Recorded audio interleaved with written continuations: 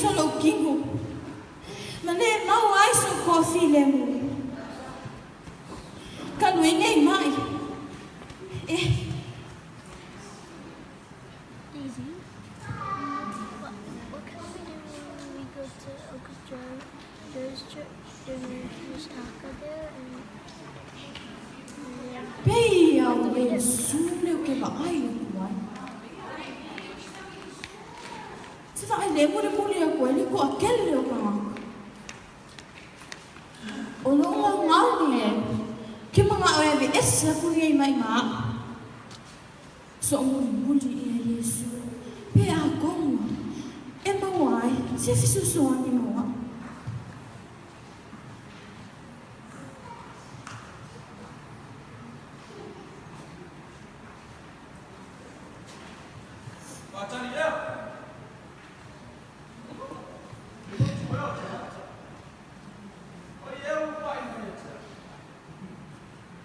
Manga wa mesima